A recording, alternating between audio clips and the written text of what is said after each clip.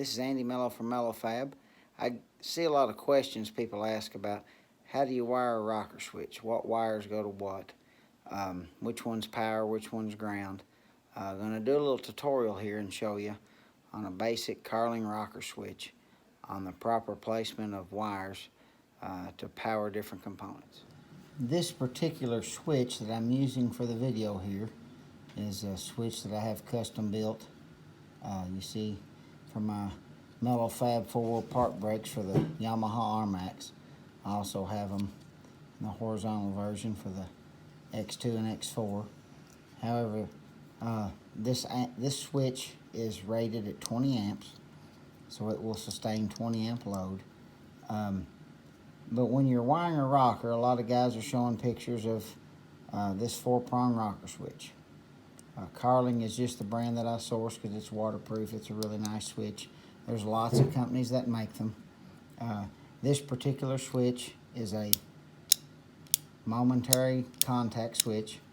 It is backlit with a red LED right there. And these two poles at the top on pretty much any rocker switch, if it's backlit, are going to be the light circuits. This one will be ground for your light. This one will be the 12-volt positive. And obviously you do not want your light on with the key off. So you will want to wire this pin here to an ignition source. And since Yamaha is where I'm going to be posting this, all Yamahas have some kind of accessory connector. The RMAX, they've got them all over up underneath the cowl. The Gen 1 Wolvie and Viking have them.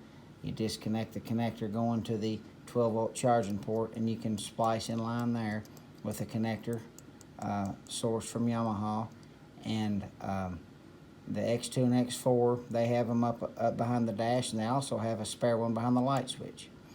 But if you're running a small load, very low amps, because most of those circuits are rated at 10 amps, you can tap into one of those circuits, and you can feed voltage to this pin. It'll be ignition hot. You can splice you another short wire with a spade terminal, and you can jump it to this terminal. So that will not only light up your rocker switch when the key's on, it will also feed power to the pole that's going to go to your load, whatever it may be. So say this is a latching switch. I turn the key on. This is constantly grounded. I turn the key on. Now this is hot. This is hot. So the switch will at this point be eliminated.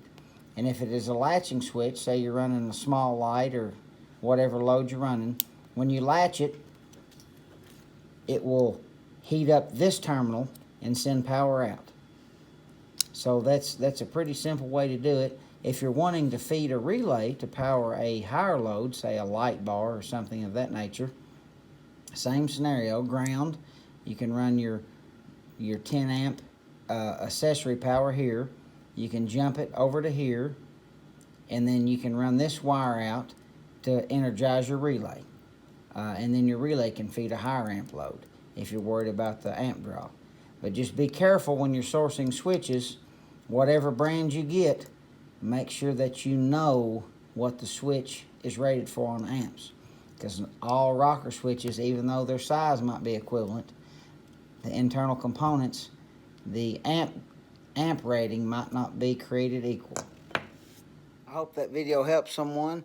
I know several people struggle with buying kits online, light bar kits and different things, and wanting to go from a standard switch that comes with it to a nicer rocker.